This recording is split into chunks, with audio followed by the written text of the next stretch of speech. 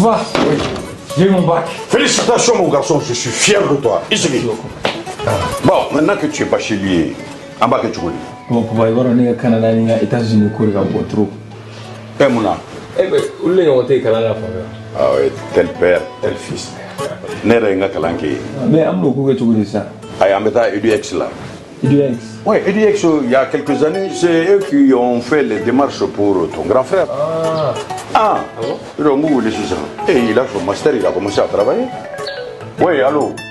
EduX, c'est une équipe expérimentée qui assiste vos étudiants dans l'admission universitaire, la demande de visa, l'accueil et l'installation et assiste vos étudiants jusqu'à l'obtention de leur diplôme. Choisir EduX, c'est s'ouvrir les portes des meilleures universités au Canada et aux États-Unis. Appelez dès maintenant le 76 54 18 57 et permettez à votre enfant de réaliser son projet d'études.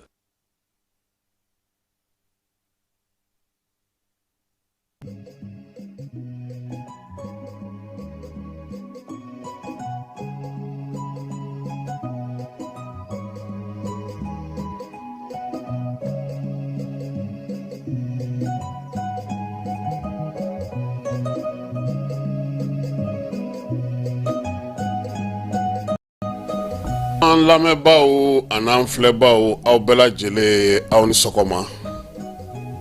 bi ye tarata ye araba ye tubabukalo ale tile 28 o ye bi ye bi arabadonya in na an ka kumaw fanba bɛna tali kɛ min na o ye wolomasiri tabaw ulu ka wuli ka jɔ a barika bɛ ka bonya tɛnsa waati a n'a lamini bɛɛ lajɛlen kɔnɔna na baara min bɛ sen na a kɛkun ye ka ninjuga wale kɛbaw ni bamaci wale kɛbaw cogo min na ulu bɔlɔ bɛ se ka bɔ baara min bɛ sen na Kidali yɛrɛ n'a malabolo bɛɛ lajɛlen kɔnɔna na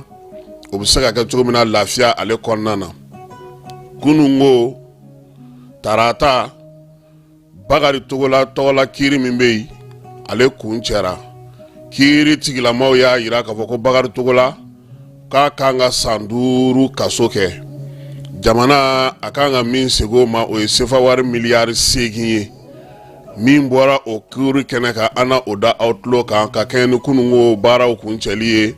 Bamakɔ tribunal spécial min sigira dungo jugu ni yurugu kan o ko hukumu kɔnɔna na Kulukorokaw fɛ yen maa 13 polisiw sera k'u bolo da olu ka bingalikɛlaw la sirakɔrɔ mɛgɛta na papier yɛlɛmala dɔ tɛgɛ sira ka da ale ka ye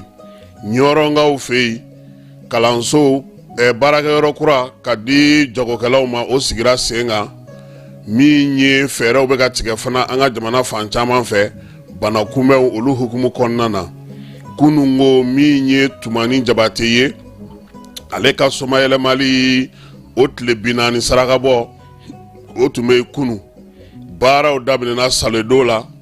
n'o ye Amdalayi Kaburudo ye ka taa tasibila kɛ fure ye kalanw olu kɛra a yɛrɛ ka du kɔnɔna na Ntomikɔrɔbugukaw fɛ yen jamu sɔrɔla o la ani wajulukan minnu sɔrɔla o la an n'o kɛ bi k'an ka babu ale kun cɛ Amara Nun Keyita ale bolo bɛ nɛgɛw la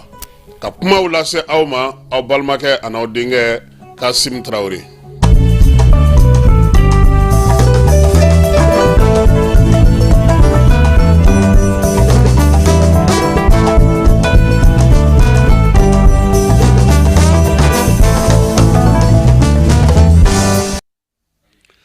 Douane an b'a maaw fo bureau des enquêtes maaw olu b'a an kɛrɛfɛ yan k'an ka foli bɛ s'u ma min ye Amadu Sanogo n'a ka baarakɛlaw Rafael Mungoro ka taa se Ibrahima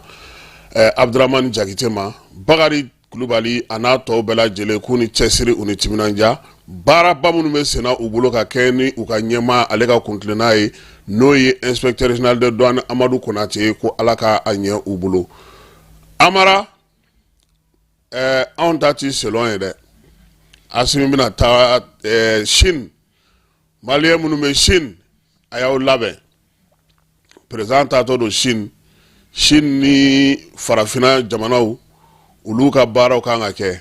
min ye ni Ala sɔnna ma colonel Asimi Goïta n'a ka délégation u bɛ bɔ yan kalo in tile 4 n'u bɔra yan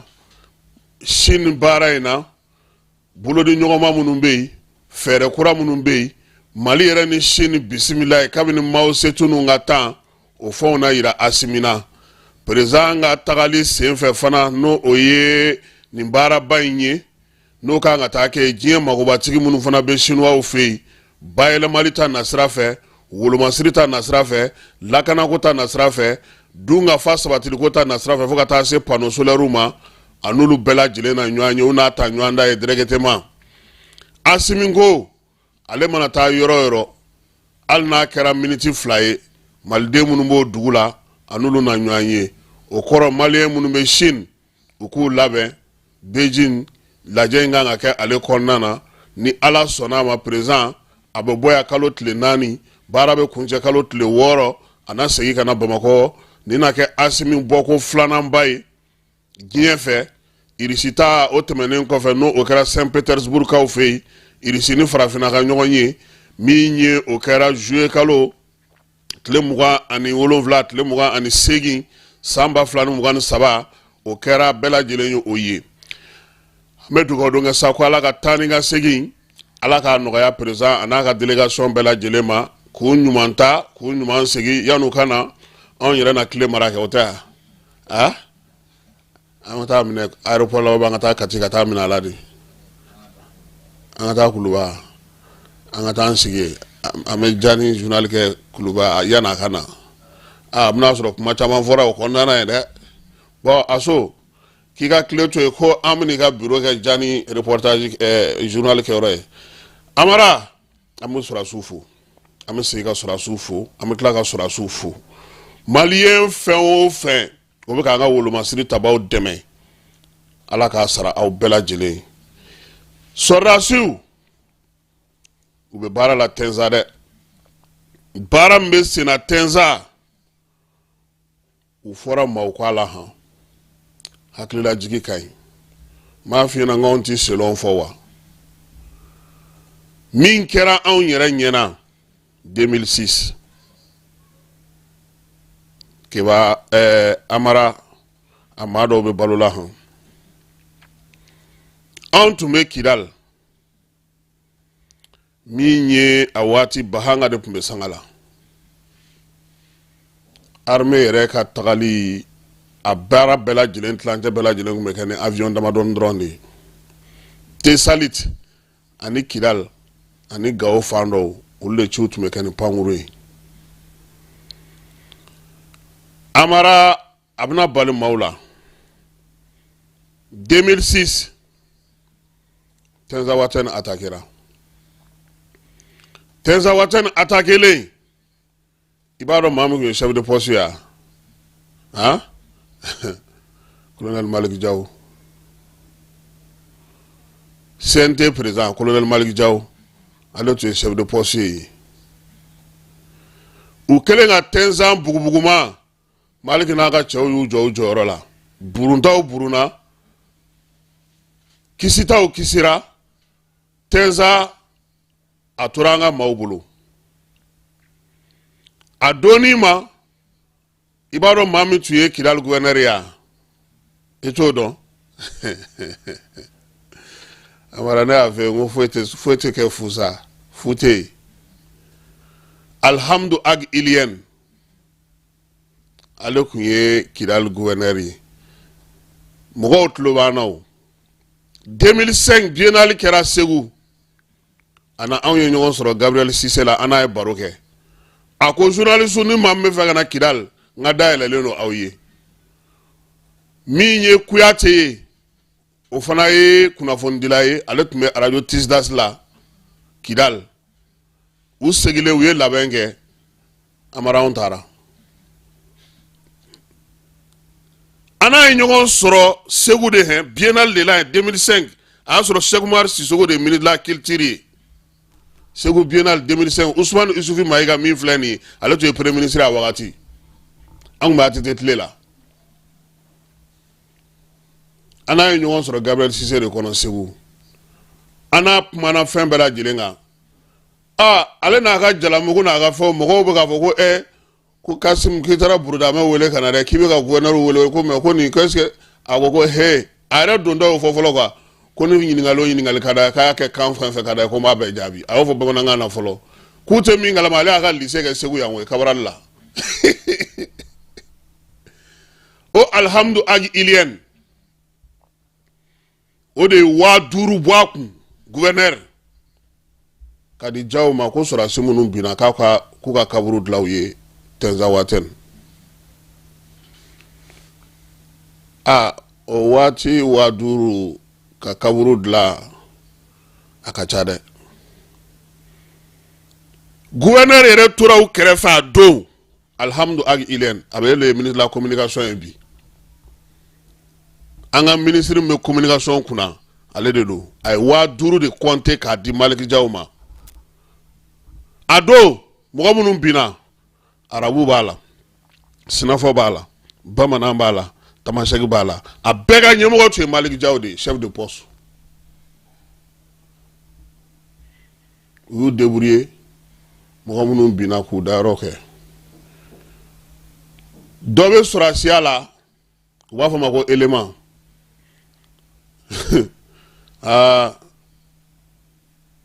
ale y'anw kɔndi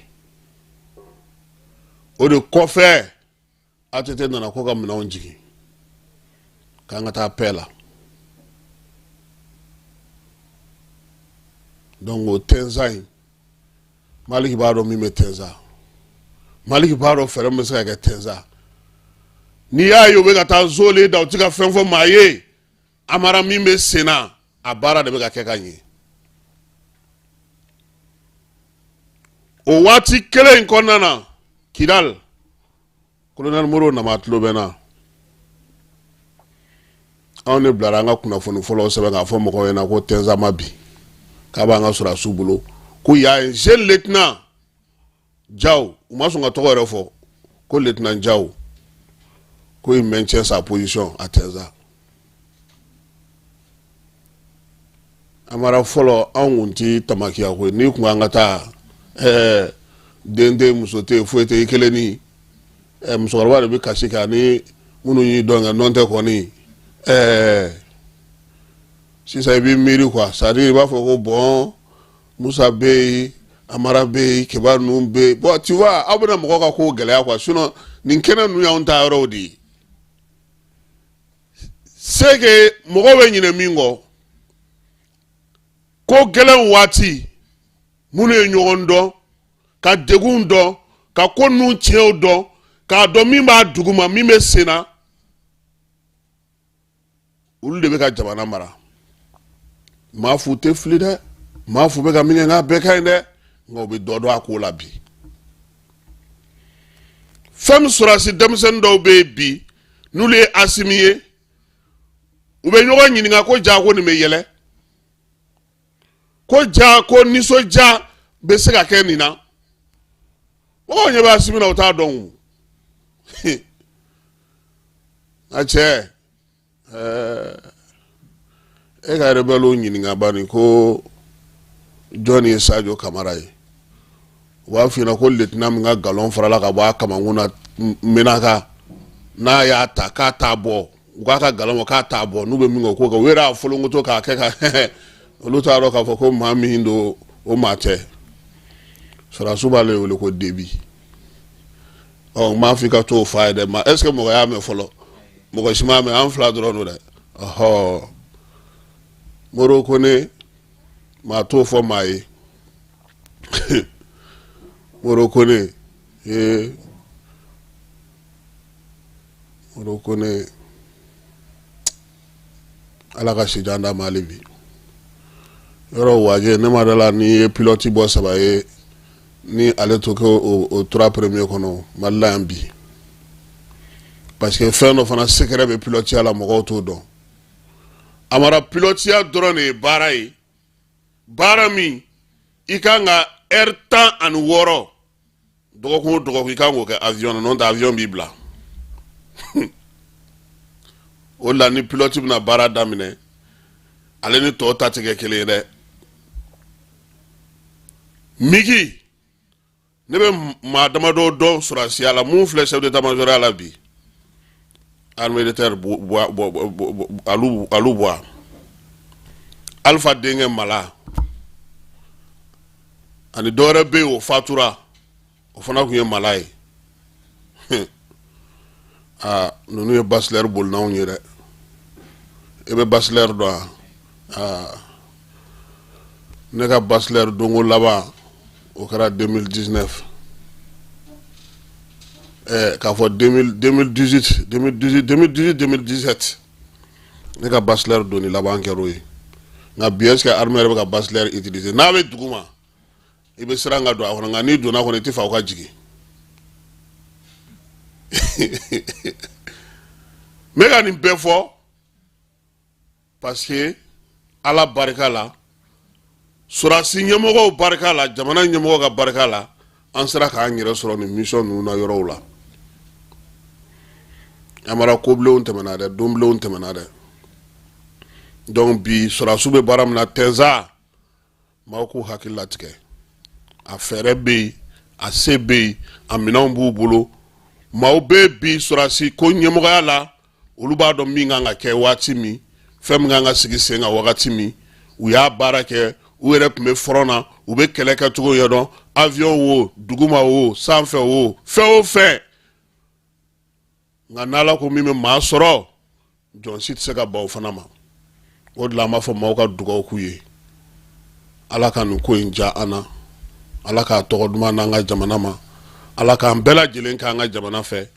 baara minnu bɛ sen na Surasiw bɛ wulikajɔ minnu na Ala k'a ɲɛ u bolo parce que jamana in an kɔni ma yɔrɔ wɛrɛ dɔn fɔlɔ dɛ nka amara n bɛ tilen k'a fɔ yan Mali a bɛ diya hali n'a bɛ ka anw kɔ kelen kɔni o danganiya bɛ ne na n tulo bɛ dɔw namunkan na tile 2 in na u bɛ k'u pan k'u cu ko olu sago bɛna sɔrɔ ouais Mali sago bɛ sɔrɔ mais olu sago sɔrɔ man di dɛ maanifin kelen i tɛ foyi ye adamadennin kelen tɛ foyi ye foyi se ka foyi sɔrɔ i kelen i ni maaw de bɛ jɛ k'a kɛ i nana maaw bolo i bɛ taa maaw bolo wa i k'a to fana k'a fɔ k'i bɛ maa wɛrɛ bɛɛ n'o tɛ don tɛmɛna yan an tun t'a dɔn ko dugu bɛ jɛ k'an to yan o de la ne bɛ Usumani Sɛrifu Madani Ayidara fo maa ye ni maa dɔn tɛ kelen ye Ayidara a b'a faso fɛ dalafɔli tɛ dɛ waleya a b'a faso fɛ a ye caman kɛ anw y'a seere ye anw b'a kɛrɛfɛ n y'o de fɔ anw ta tɛ selɔn ye ayi selɔn tɛ dɛ a kɛra an ɲɛna de an b'a fo ka segin k'a fo a ye min kɛ jamana ye ne t'a fɔ maaw k'a dɔn a ye dɛ Ala k'a dɔn a ye wa Ala k'a bila a ka mijani na amara an bɛ a fɔ n ko Tɛnza Watɛni belebelew Bamanciwale ni wawalekɛbaw fan fɛ Sajo ka kuma u y'u bila ka taa aéroport éternel la maa mafalenw minnu bɛ terroriste ka gun kan Tɛnza n'a lamini na a caman bɔra baara la an'u bolominɛnw wa baara in a bɛ sen na hali bi k'a daminɛ kabini dimanche fo bi min bɛ sen na n'a y'a to Alizeri ɲɛmaaw u wulilen don k'u jɔ k'u bɛ taa conseil de sécurité la ko ka olu yamaruya k'u bɛna yan Mali kɔnɔna na ko ka na population civile sécuriser Alizeri ta kɛra Mali ye sa dɛ aw de bɛna population civile sécuriser Mali kɔnɔ ayiwa comme u ko k'u ka avion chasse labɛnnen don u ka minɛnw labɛnnen don u ka fɛnw bɛɛ labɛnnen don an kɔni bɛ min dɔn maa maa y'a kun bɔ kabini dimanche fo bi min kɛra olu la bɛɛ lajɛlen ɲɛ b'o la lakali tɛ dɛ a bɛ ka kɛ cogo min n'i y'u ye ka taa conseil de sécurité la ko civil olu de b'a dɔn ko civil ye nin ye terroriste ye nin ye olu b'u dɔn ka bɔ ɲɔgɔn na ja o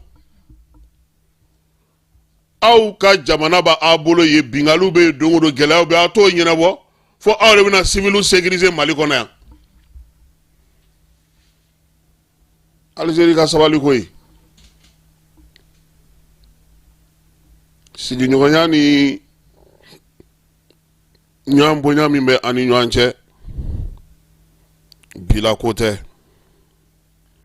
foyi tɛ yen an ka ɲɛmɔgɔ ma mun fɔ Algérie ye foyi tɛ yen anw ma sɔn min na Algérie bolo foyi tɛ yen k'u y'a kɛ accord ye Algérie ko Mali jamana ma jɔ a jɔyɔrɔ ka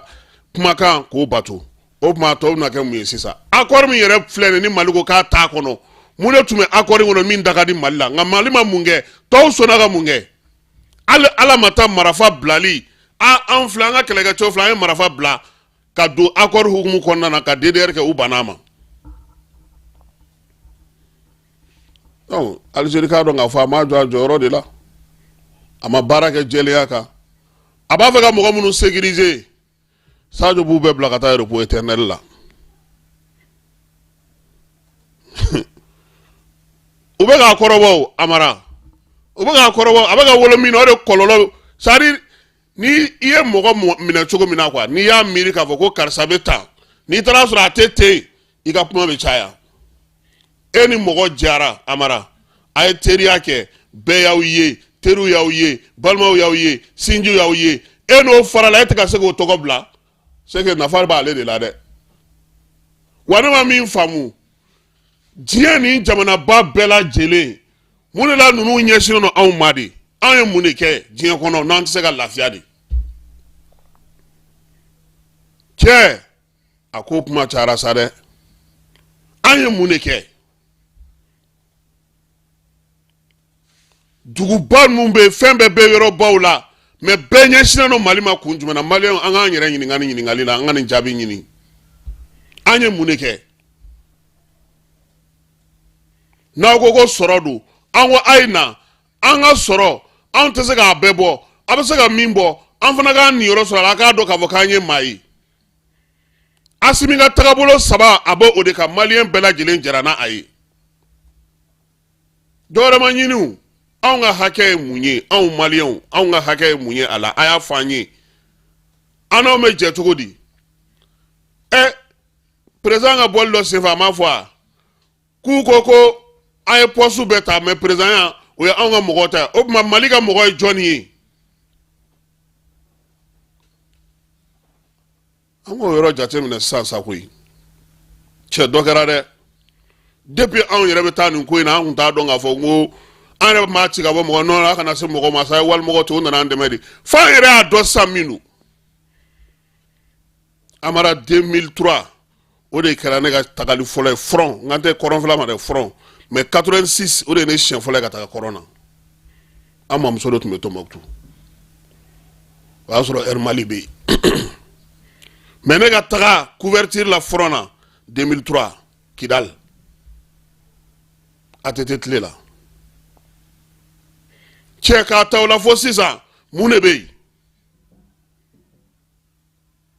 dɔ kɛra dɛ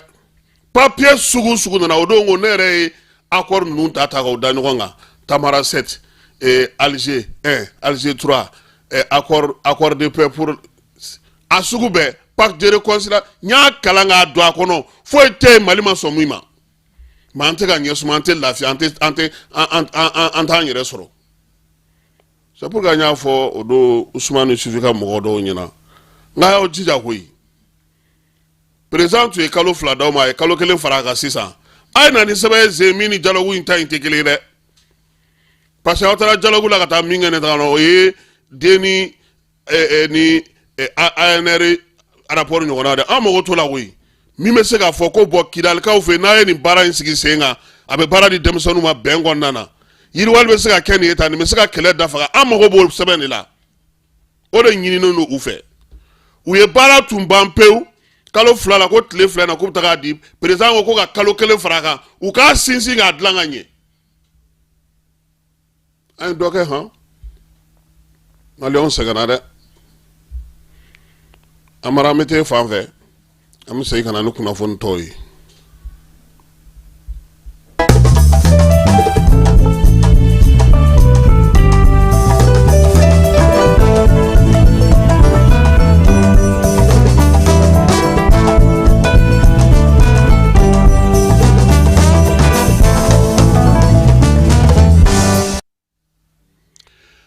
ka bɛɛ lajɛlen fo ko kura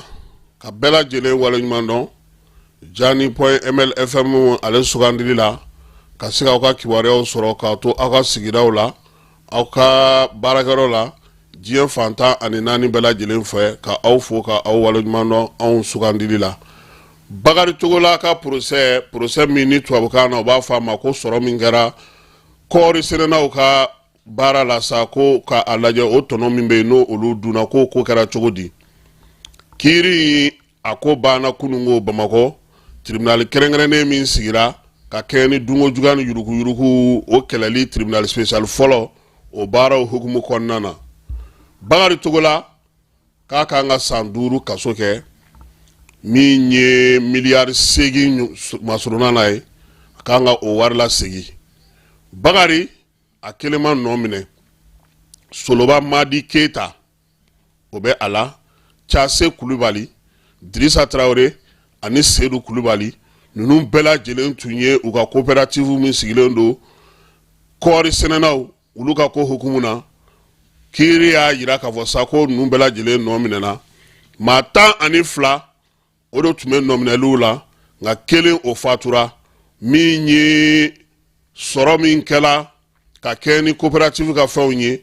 o tɔnɔmadali an'o tɔnɔkantɔnɔ dunni o de ni maa ninnu se nin kɛnɛ in kan wa kelen-kelenna bɛɛ lajɛlen fana kan ka sefa wari miliyɔn 10 o sara ka fara Bakari Togola kan miliyari 8 ale kan ka o lasegi yaasa ka se ka fɛ maa minnu bɛ ni olu bilara ni kiiri ko k'a ma fɛn ye olu nɔ na o ye Madi Keita ye Mamadu Fɔnba Jigiba n'u b'a wele ko Anfa Kulubali Alu Danbele Brema Kulubali Jalamusa Danbele Mpiyɛ Dumbiya min yɛrɛ kɔni ni Mpiyɛ ale fatura donc o kɔrɔ nɔminɛli min tun b'ale nɔfɛ o banna ye o yɔrɔ la kuuri y'a yira fana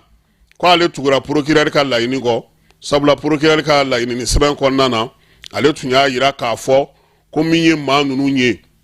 u ka ɲangi sabula u jɛra de ka fara ɲɔgɔn kan ka bolofilala dunni ta ka ɲɛsin nafolo ma Bakari Togola ale ka yamaruya kɔnɔna na solonalidonbaw olu tun y'a yira k'a fɔ k'u b'a ɲini kiiri fɛ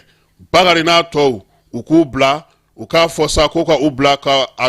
bila en sursis n'o ye a bɛ taa so nka jalakili o balalen don aw kunna ko sabula olu bolo olu ka clients k'u bɛ se ka nafa ɲɛ jamana ye koyi ko sabula bi u bɛ se ka kɛ u filila u talonna nka jamana k'a lajɛ ka u mago to yaasa u fana bɛ se cogo min na ka se ka taa baara wɛrɛ kɛ kuma tɛ sɛnɛkɛlabaw don u dɔnnen don kabilatigiw don jɔyɔrɔbaw b'u bolo u bɛ se cogo min na ka se ka nin baara in kɛ kiiri ɲɛmaaya yɛrɛ tun bɛ maa min bolo n'o ye Faraji Baba ye a y'a yira k'a fɔ ko tile 7 kɔfɛ ko min ye maa 5 minnu bɛ yen n'u olu kɔni ye nin ko in kɛ seere minnu tɛmɛna comptable ni maa minnu bɛ yen n'u olu ye coopérative in wariko ɲɛnabɔ n'o o ye coopérative de coton culture ye ale ni maa jalakilen minnu bɛ yen n'u olu bɛɛ lajɛlen nana ko maaw kana ɲinɛ koyi ko ninnu ko k'u ma dɔrɔmɛ 1 wo sɔgɔlen dun k'u ma tama wo sɔgɔlen dun ko wa fana ko wari o wari bɛ yen ko n'o dira olu ma n'u bɛ k'a fɔ ko o tununa ko olu y'o don u ka baarakɛyɔrɔ ale la tagali ɲɛ cogo la ko min ye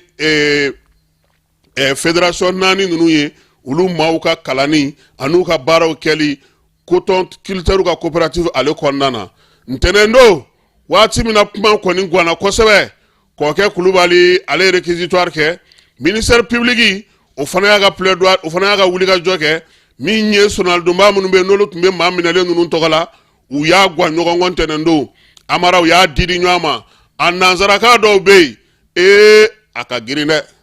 k'aw kana anw ka maaw kɛ bandi o kɔlubulaw ye zonba kulew k'u kan'u bila olu jɔyɔrɔ la ko ninnu sɛnɛkɛ daba u bolo samiya la ko taariko kuma tɛ fɔ k'a bɛ fɔ de ko kin a bɛ fɔ de ko dugu k'u b'o de kɛ sɛnɛ na ko ninnu kelen-kelen fɛn filɛ nin ye u ka sɔrɔw u bɛ se ka min kɛ bi u ka kabilaw n'u ka duguw la ko o bɛɛ lajɛlen kan ka kɛ misali ye yafa ka kɛ u ma u ka se ka taa u ka so min ye parquet ɲɛmaa ye n'o ye kɔkɛ Kulubali ye kɔkɛ ko k'ale ye nin bɛɛ lamɛn koyi ko ninnu nana ni sɛbɛn fɛn fɛn ye k'a yira k'a fɔ ko o ye sɛbɛn ye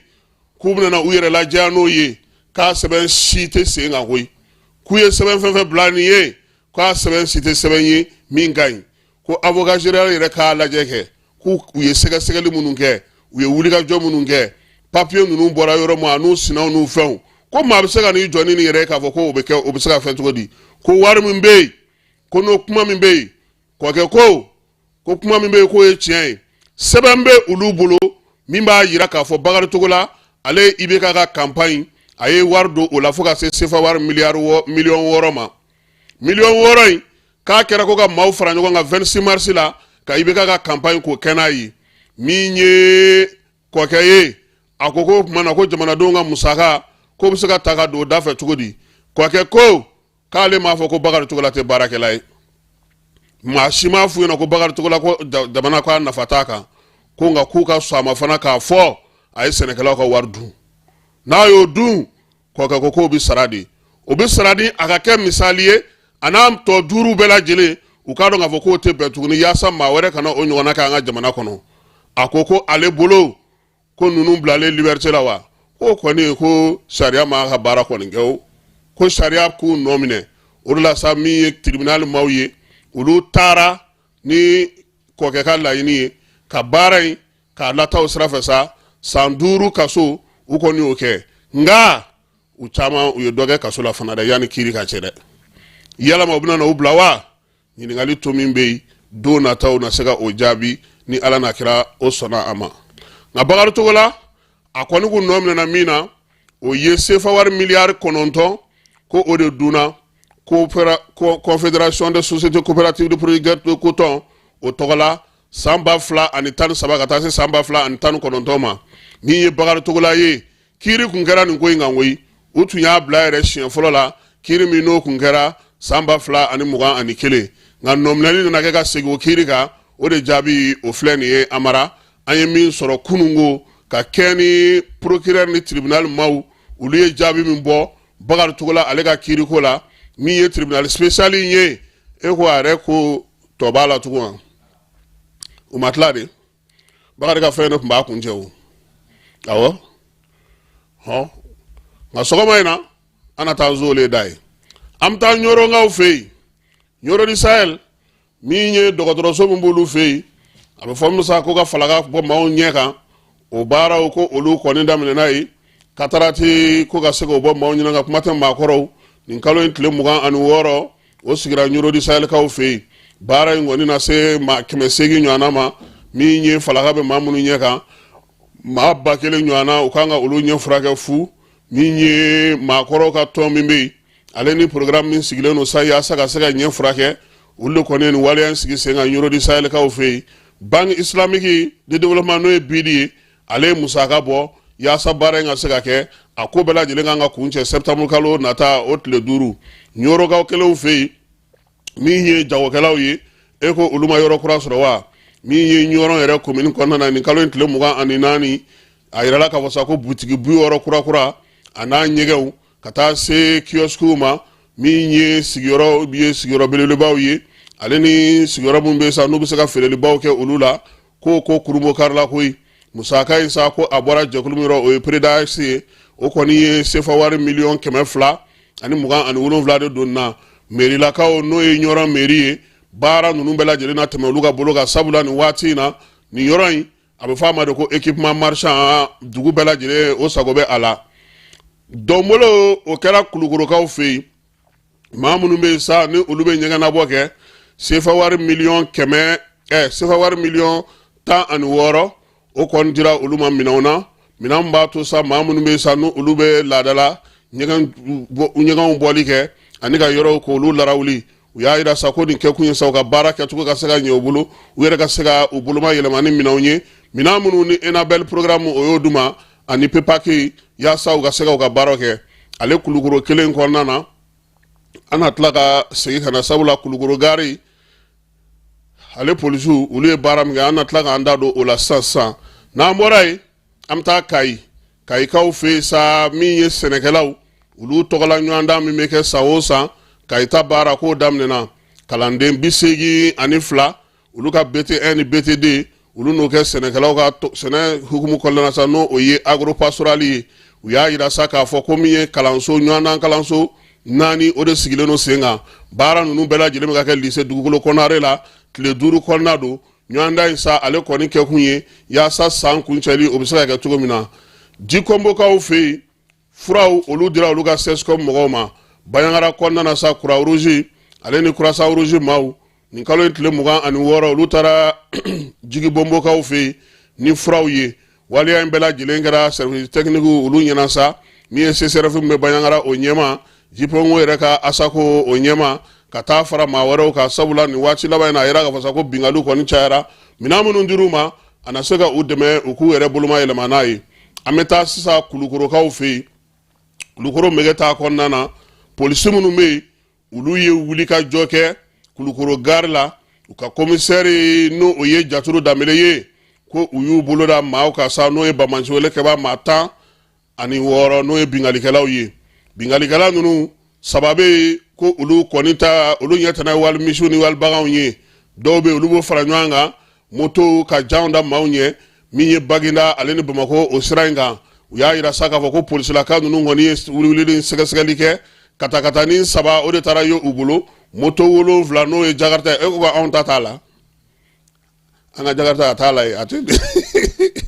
téléphone 5 n'o ye téléphone portable ye ka kɛ ni polisi ɲɛmaw olu ka welelumada min kɛra k'a fɔ polisiw bɛɛ lajɛlen ko bɛɛ k'i firifiri polisiw ka wuli k'u jɔ min ye Kɔrɔ Sulemani ye n'o ye polisi directeur ba ye Sulemani Traoré ka kɛ ni ministre Dawudu o ka welewelekanw ye aw ko minɛnw an ye minɛnw di aw ko sigiyɔrɔ an ye sigiyɔrɔw di wa aw mago bɛ jaabi la sisan o hukumu de kɔnɔna na sa min ye Kulukɔrɔ gare polisiw ye olu ye ninnu maa ninnu kɔni dɛndɛndɛ maa dɔ de bɛ yen Kulukoro k'a ko k'a tɔgɔ kana fɔ ale nana fɔ polisiso mɔgɔw ɲɛna a y'aw kɔlɔsi dɔw bɛ yen u bɛ kɛ moto la kuma caman u bɛ bɔ tuw kɔnɔ k'u jɔjɔ mɔgɔw ɲɛ péage kɛrɛfɛla la u bɛ ka jan da maaw ɲɛ u b'a to fo ni i sera fo ɲɛfɛ tuma min u bɛ kibaruya di u tɔɲɔgɔnw ma olu bɛ bɔ ka ngara k'i la ko nin waleya ninnu kɔni kɛra sira in ka siɲɛ caman o de la sa polisiw olu kɔni siganama maa 15 minɛ Baginda ani Bamako ni ɲɔgɔn cɛ wulikajɔ in a kɛra sababu ye k'u bolo da minɛnw caman kan ninnu m'an bɛɛ fa ninnu tɛ hinɛ u tɛ tamaki a yamaruya ni ninnu yi ka e bɛ bɔ pɔsu la yanni e ka se ɲɛfɛ weleli bɛ kɛ wayi petini dɔ don zulunin dɔ mangani b'a kun dulokifinmani b'a kan na a kɛlen b'a ka Jakarta kan u bɛ taa jan da ɲɛ u sigilen don pɔsu la ni telefɔni han sɛgɛsɛgɛli de nana kɛ sa k'a ye k'a dɔn k'a fɔ ko ja nin y'u ka baara de ye Kulukorokaw u ka polisiso ko k'u fo k'u waleɲuman dɔn baara min kɛlen filɛ nin ye Bamakɔ n'a lamini ni Kulukoro ni Baginda ni ɲɔgɔn cɛ ko maaw na se ka lafiya ni tile fila in na nka min ye commissaire ye n'o ye Jaturu ye a ko k'u kana daga sunɔgɔ dɛ sabula ko polisi directeur ko ni nin ko ninnu kɛra f'aw ka to jasigi ni basigi ka yaasa ka hakili to aw yɛrɛ la baara mun kalifalen don u la o bɛ se ka ɲɛ cogo min na sabula Bamansiwale kɛbaw n'i y'u minɛ n'i ma ɲɛmaa minɛ i ma tila dɛ a bɛ taa petipetini wɛrɛw fara ɲɔgɔn kan tuguni ka na n'o ye n'an bɔra Kulukoro an bɛ taa Sirakɔrɔ Mɛgɛtana nin ye maa ye maa min ni karatu maa don danaya bɔrɔtɔli bɔlɔlɔ sira fɛ a ye maa caman kun ci o de la sa polisiso min bɛ Sirakɔrɔ Mɛgɛtana ni o bɛ commissaire principal Sori Ibrahima Tunkara bolo olu ye wuli ka jɔ kɛ nin kalo in tile 16 u ka yɔrɔ kɔnɔna na sa ka larawulili kɛ sɛgɛsɛgɛliw nana kɛ don o don i b'a mɛn maaw da nin cɛ in binna anw kan a y'anw ka minɛnw minɛ a ye layidu min d'a ma a m'a ci mɛn maa kofɔlen k'a ye min daraki maaw kan a bɛ taa se sefa wari miliyari 40 ma koyi miliyɔn 40 ma koyi a minɛna waati min u taara sɔrɔ sa wari kɔni ŋanamunenw b'a bolo sɛbɛn dilannanw b'a bolo waleyaw cɛjugu kɛbaaw ni sɛbɛnw ye olu b'a bolo polisilakaw olu kale k'a ye bi ko maa o maa bɛ yen i bɛ nin waleya ninnu kɔni kɛ u tɛ se k'i to yen Sirakɔrɔ Mɛgɛtana polisiw olu ye maa in sa u y'u dɛndɛn komi a bɛ bɔlɔlɔ sira de fɛ a bɛ jan da maaw ɲɛ bɔlɔlɔ de kan ka se ka maaw k'a fɔ olu ɲɛna sa ko ale bɛ Burukina ale yɛrɛ filɛ nin société batigi de y'ale ye koyi ale b'a fɛ ka komi Mali ni Burukina ni jamana ninnu faralen ɲɔgɔn kan AES ko hukumu kɔnɔna na k'ale b'a fɛ k'i dɛmɛ Amara a bɛ min fɔlɔ f'i ye miliyɔn 40 k'ale bɛ se k'o d'i ma koyi jurata ka dogo jugu bɛ lakalu mai aye ninge bololo sanfɛ sa ka janda maaw ɲɛ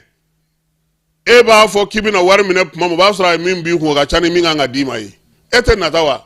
1000 ci bi 2000 ci bi 3000 ci bi n yɛrɛ bɛna sinikɛnɛ 20 di nin ma nin kɛ tan wari camanw tɛ nka i sigilen yɛrɛ bɛ se k'i ka wari i bɛ ka wari min bɔ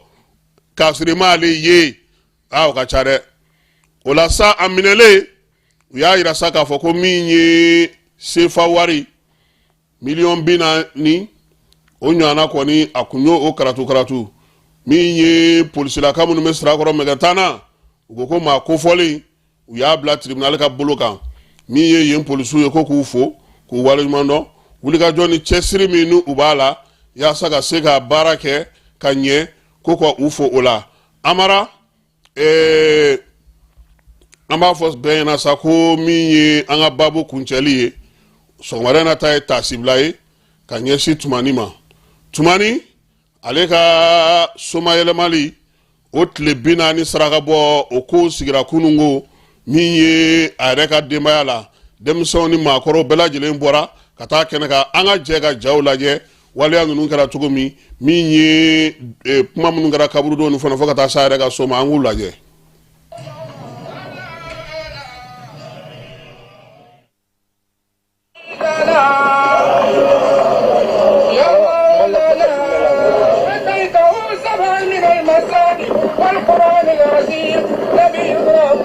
وهذه الأمة أول من تنشق عنه الأرض ويدخل الجنة والمائدة بسيدنا جبريل وسيدنا ميكائيل المبشر به في التوراة والإنجيل المصطفى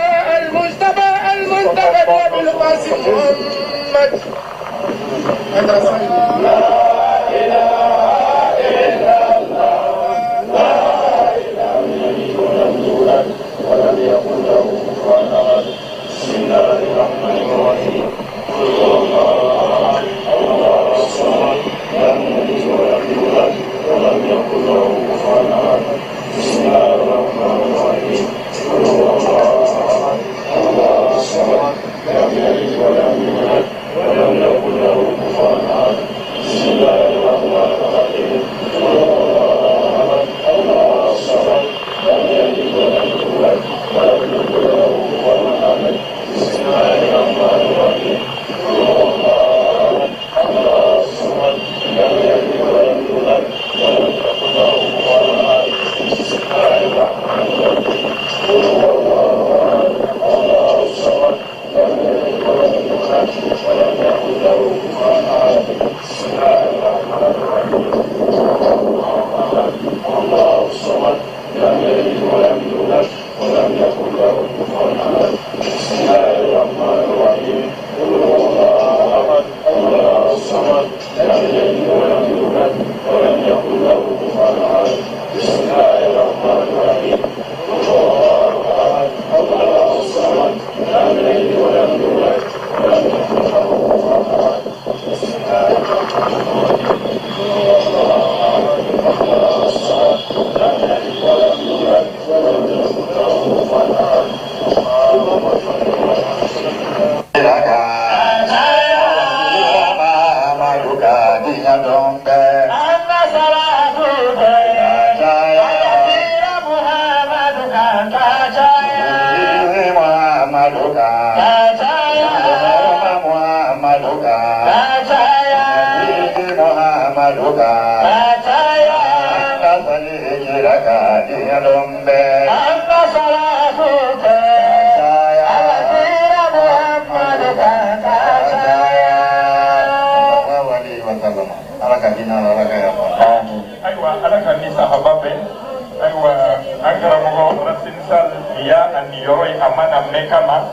anana asinjo kan yanyira ka duke mama ko alaka hina annana alaka yafa annama kutuma aywa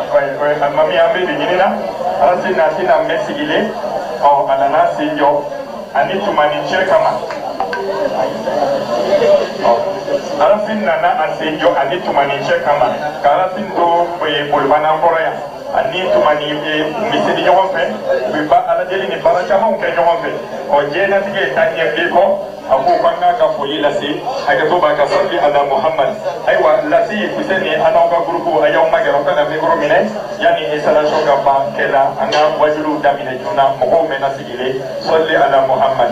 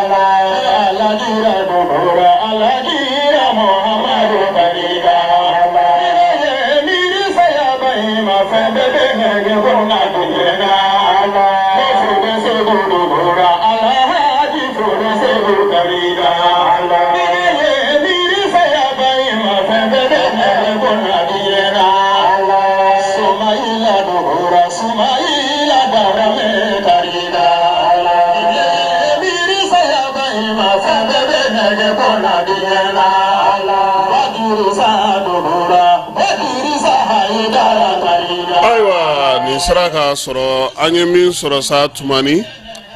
ale ka tlebina ni saraka bola o de tunye ni ye kada aw ka yira aw la ka fasa ni me dansigi anga sogomada ina kuna fonu bela jidena ame dugaw ke tumani ala ka da rosma ala ka farasla me suga ala ka mega saraka bo ala ka yira nya kan ta do ngono amara nun keta ale ya fili bololo sanfɛ YouTube ale ni Facebook ne ka kuma wala se aw ma aka mbe ne ka tan si ni ala na kila sonama